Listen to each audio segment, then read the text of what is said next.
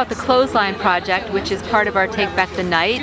It is a visual display of t-shirts that bears witness to sexual and domestic violence.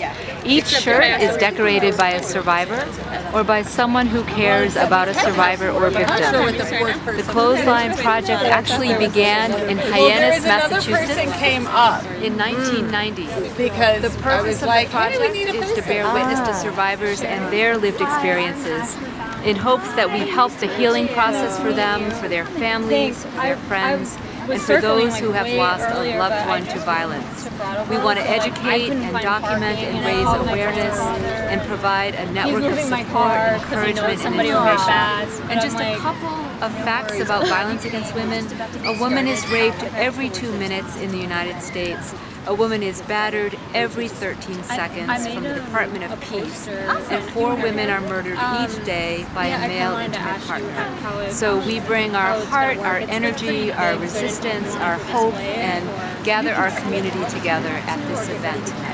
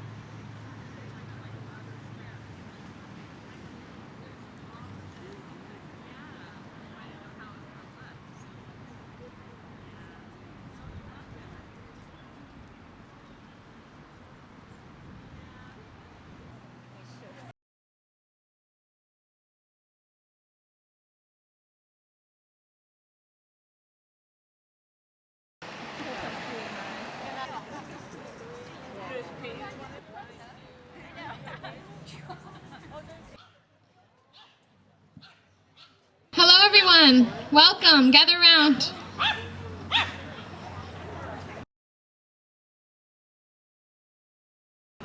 Thank you all for joining us at Take Back the Night.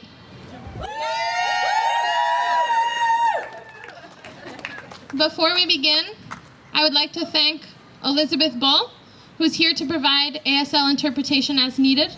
If there's anyone in the audience in need of interpretation, come forward. We also have an important request. Because of the nature of this event, we ask that you not take pictures of any people here.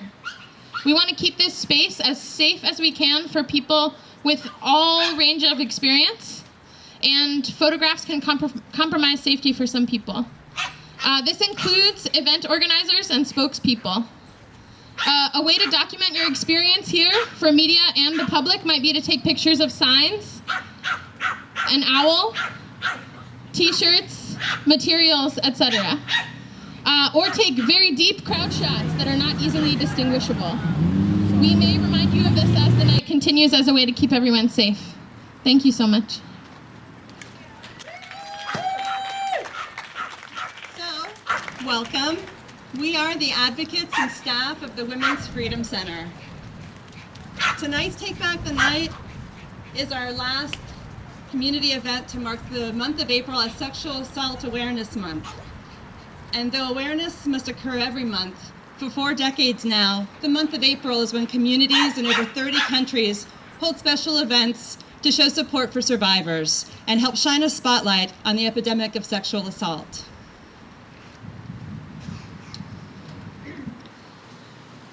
Our theme this year is Solidarity Without Borders, whether of geography, gender, or any other aspect, because sexual violence can happen to anyone. We are thrilled that New England Learning Center for Women in Transition, NELCWIT of Greenfield, our sister program, is here with us tonight to share the mic and join the march. Our collective work to raise awareness and help facilitate change is always important, but it's never more crucial than now. As the saying goes, we can't believe that we still have to protest this BS. Am I right? Yes? But what's different and promising is that we are in a newly charged counterculture to challenge the status quo, to deny predators their free pass, and together to interrupt the spread of sexism, because we know the more sexual assault is trivialized, the further it slips below the critical radar. We know the more victims are blamed or silenced, the further we all get from justice. And we know the more powerful the offenders, the more we, the people, must rev up our response. Our cause is simply too big to fail or even go dormant, but it calls for unity like never before.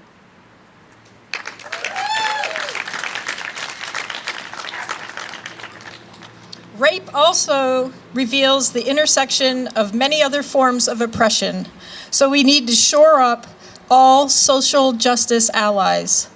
Consider a few examples. Women of color and indigenous women experience a higher rate of sexual assault than white women. More than half of transgender people, 64%, experience sexual assault at some point in their lives. Women with disabilities are raped at twice the rate of the general female population. And while night has always presented added risks, especially for women, rape still happens around the clock. They happen anywhere and potentially to anyone the rapist chooses, including men and boys.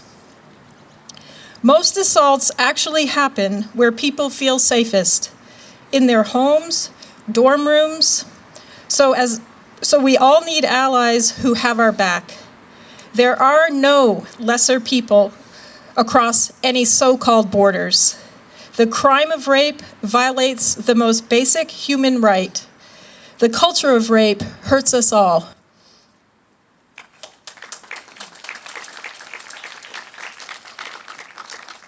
Only an estimated 37% of rapes are reported to police. This shouldn't surprise us, though, as reporting still rarely leads to justice and rarely feels worth the added ordeal. But what keeps many suffering in silence is the impact of rape culture itself. We live in a world that's more comfortable hearing rape jokes than hearing that someone was raped, that spends way more time teaching self-defense to women than teaching self-control to men. And teaching is the critical word here. Sexism and misogyny are not natural, but learned, and therefore taught behaviors. And therein lies the enormous potential for change and hope.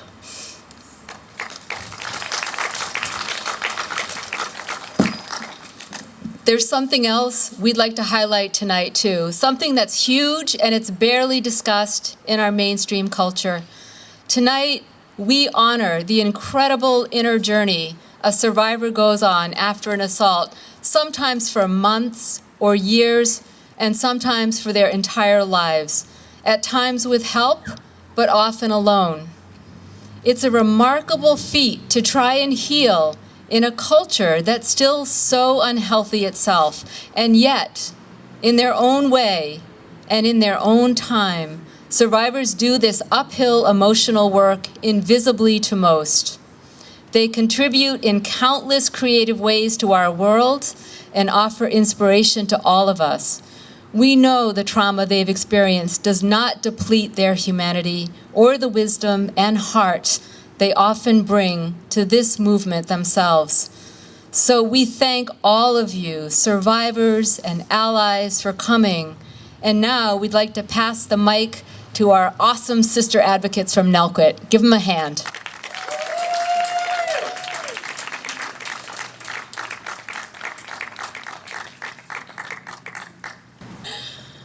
So as was just mentioned, we are NELCWIT, so we're the Rape Crisis and Domestic Violence Center of Franklin County, Massachusetts.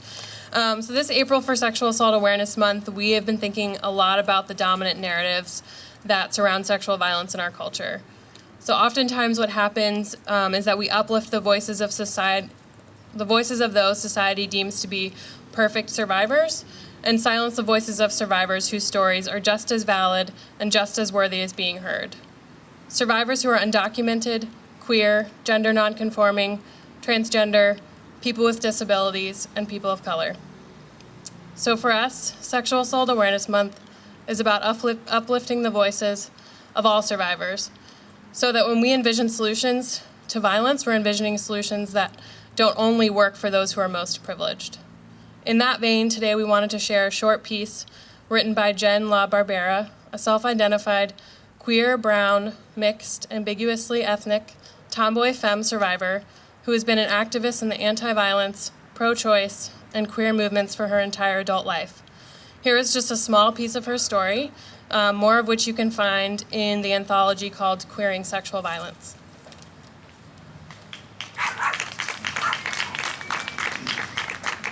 Silence. For over half of my life, I've been spinning stories about this vulnerability, this resilience, this brokenness, this strength, this deep loss, this big opening. For a long time, I only spun the stories I wasn't afraid to tell, the stories that aligned with the narrative of the heroic survivor. There are so many other stories that live behind that selective silence, though, scarier realities, hidden behind layers of spoken and unspoken truths. These stories live deep in my gut, in the muscle tissue that surrounds my bones, in the soft, fleshy parts of my thighs, and in the strong ligaments that string from bone to bone. These stories live in the fragile lattice of my rib cage, and in the hardened, vulnerable, fist-shaped muscle that lives inside. Which story do you want to hear? Which story do I want to tell? How much can I contradict myself and still be a trusted storyteller? Would you believe me if I told you that although my brother was my first abuser, he's the only person in my family that I regularly talk to? Can I tell you that I grieved my abusive mom for 8 years while she was alive and was still torn limb from limb by grief when she actually died? Would I still be queer enough if I told you my queerness is one of the most powerful components of my healing, that maybe my abuse did turn me queer? And finally, we just want to thank everyone at the Women's Freedom Center for inviting us to be part of this event, and thank you all for being here tonight.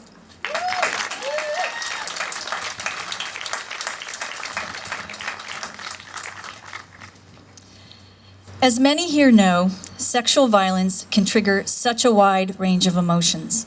Just to face what's happened to you, then try to regain a sense of autonomy, trust, and a sense of promise. There's a line I read in a poem recently that said, "On the shores of darkness, there is light." And it struck me that that's what survivors ultimately seek in their healing journey, and hopefully manage to find. The light in themselves again, first of all, and the light in our beautiful, fragile world. We have a song tonight by local artist Jenny Reichman, who's been writing and performing music since her teens in spite of being an introvert. She says one of her greatest joys is playing a song that touches someone else and leads them on their own path of expression and exploration. Her song tonight is called "This Is Not a Test." There we are. This is a song about resilience.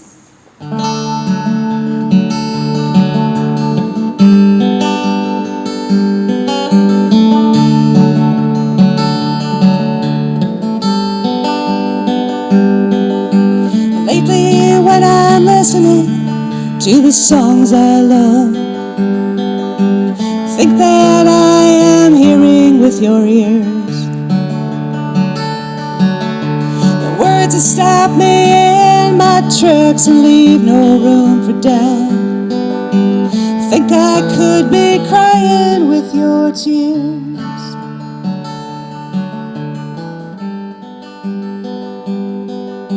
Your arms around my shoulders and your kiss upon my brow are sweet as April's sun before its time.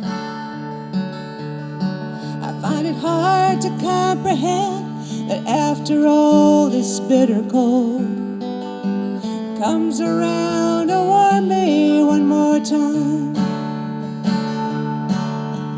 This is not a test of my imagination.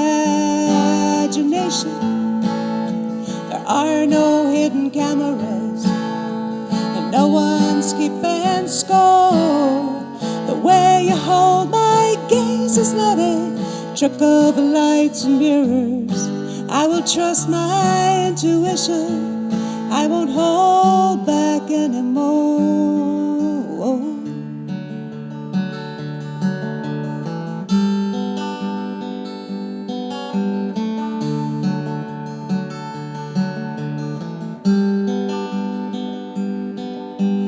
Wouldn't it be something if the hours that we keep could turn into the days that set us free? Wouldn't we be rich if every penny that was spent just glimmered in our eyes and ceased to be?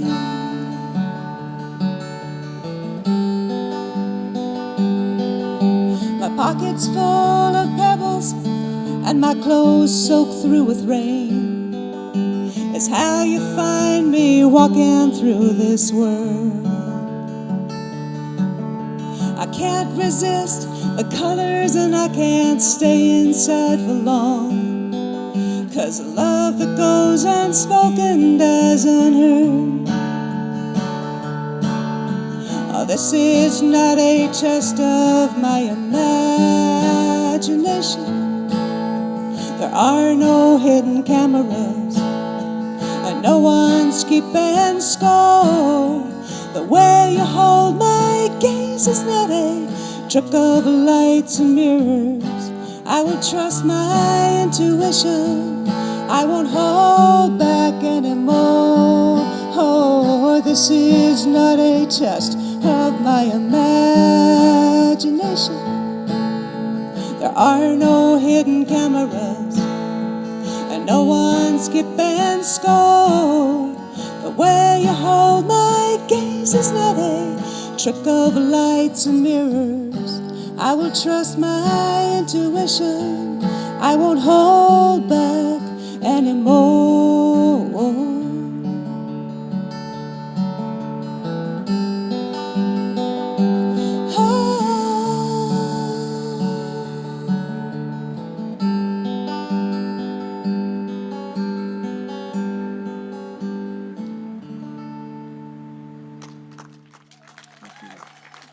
Give her another round of applause, Jenny. That was exquisite, just like rain on a thirsty place, just what I needed.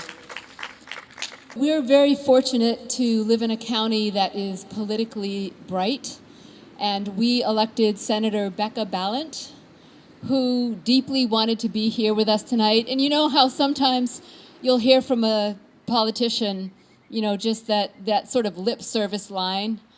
Well, what I know is that Becca is a politician and a senator in this state who really shows up. She stands for social justice. She's with us in spirit, and she said something that I'm going to read. She has big shoes, even though she has a small form. She's a potent leader, and here are her words for us tonight. Good evening. I really wish I could be here with you in Brattleboro, but we're coming down to the wire in Montpelier on our legislative session, and I am disappointed that I'm not able to get away. But I am absolutely with you in heart and in spirit tonight. I'm so grateful to the organizers who pulled this event together. It's important that we band together to demand safe space for ourselves and that we signal to each other that we're part of a community that cares deeply about one another. The brilliant painter Vincent van Gogh once said of the night, "I often think that the night is more alive and more richly colored than the day." Like many of you, I know that this palpable excitement about the magic of the night is often tempered by my fears, real fear based in past experiences. Many of us share stories with friends and counselors of times when our bodies did not feel like our own, when simply walking to our cars alone became a political act, sometimes a dangerous one. And we have all come to understand that deeply loving and respecting our bodies is not simply an important feminist statement, but is also a critical way of claiming space in the world. I don't need to tell you that our current federal administration is hostile to women. Gains we thought we'd made and solidified all seem to be at risk now. We as women are once again being set aside as some odd other. Men's bodies, men's needs, men's thoughts, men's lives are viewed as the norm. Women are the odd girls out. It's not terribly surprising that we don't get to set the agenda or conversation when you look at some cold, hard numbers.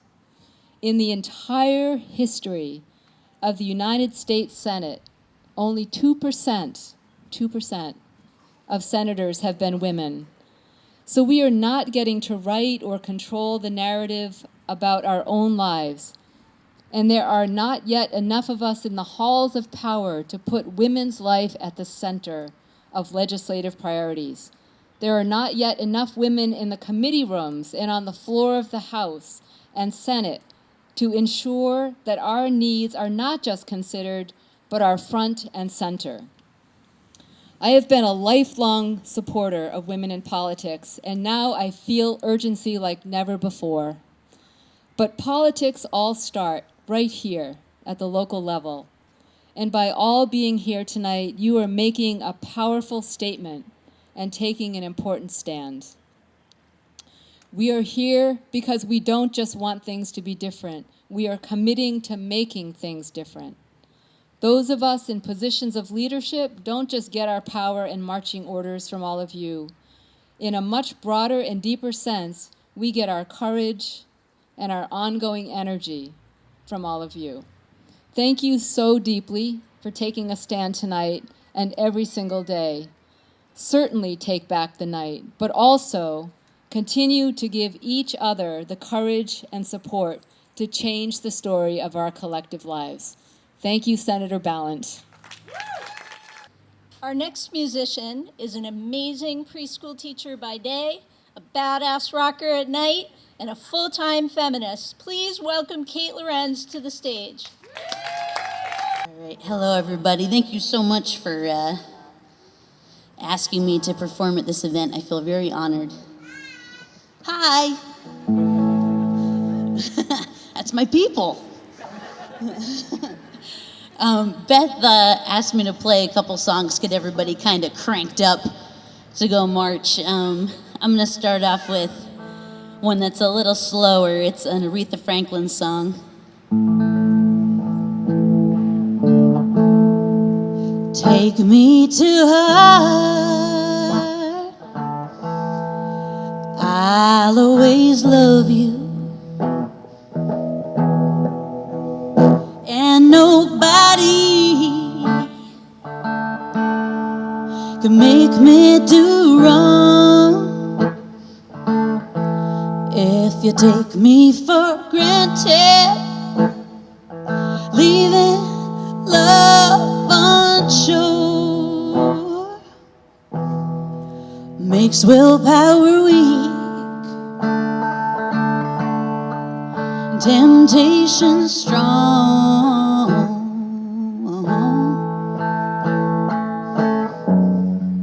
A woman's only human.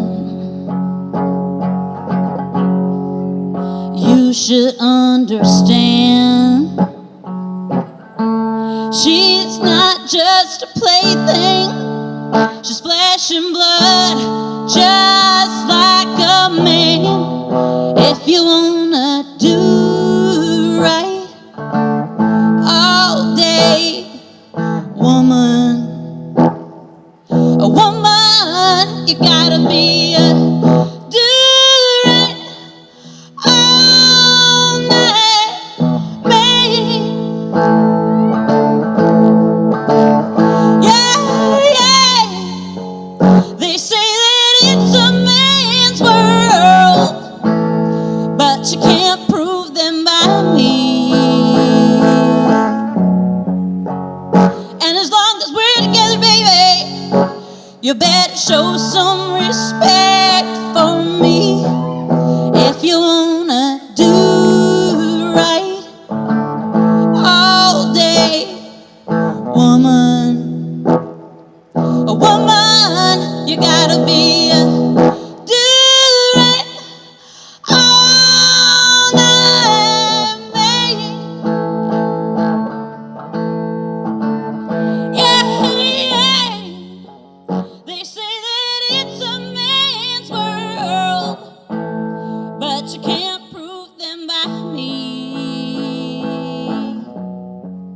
And as long as we're together, baby, you better show some respect for me.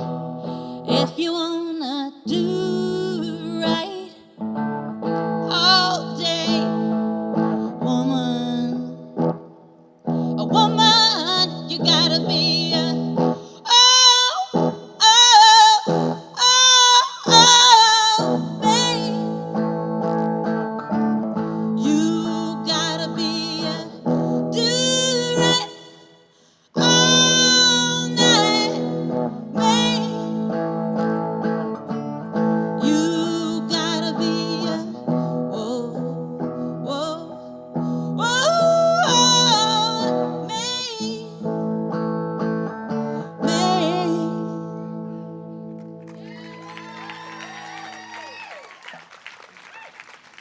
And obviously, you know, it's you don't have to fill in man and woman for that one. It's fluid, guys. All right. But yeah, I mean, I think the message of that one is let's take care of each other. So this song, this is my second and last song, and this is a song I actually wrote after I went to the Boston Women's March, and I was like, man, I want to write a freaking protest song. It's so fired up, and actually, the name of this song is "Fire It Up." So hopefully, this will get everybody all charged up to go marching through town.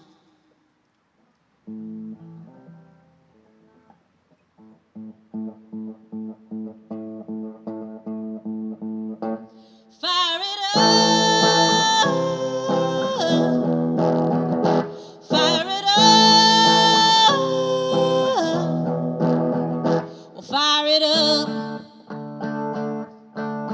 Come on, let that flame burn. You gotta let that flame burn. Fire it up,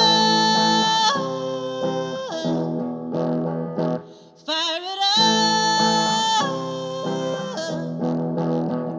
well, fire it up. Come on, let that flame burn. Gotta let that flame burn. My heart is like a firecracker matched to the wick. My heart's in puzzle pieces pouring out of my chest. And my heart is like a voice yelling from the mountaintop. Oh, and once my heart gets started, it never knows why when to stop. Fire it up, fire it up,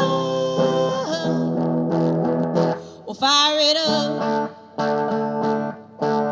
Come on, let that flame burn. You gotta let that flame burn. Well, you know that there's no slowing me down.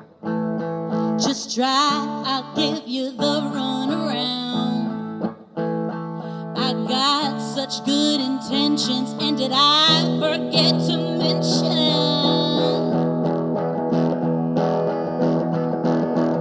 to fire it up,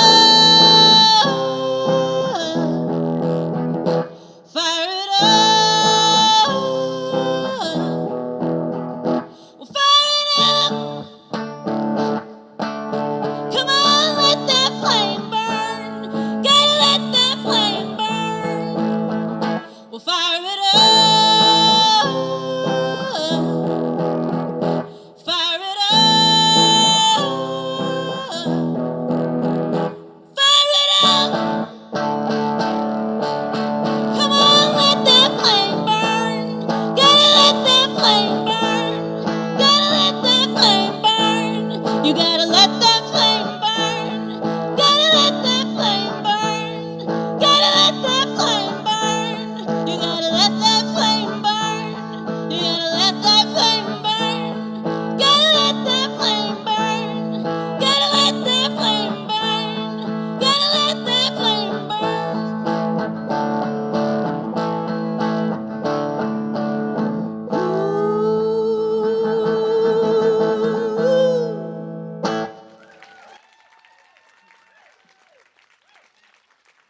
Thank you so much.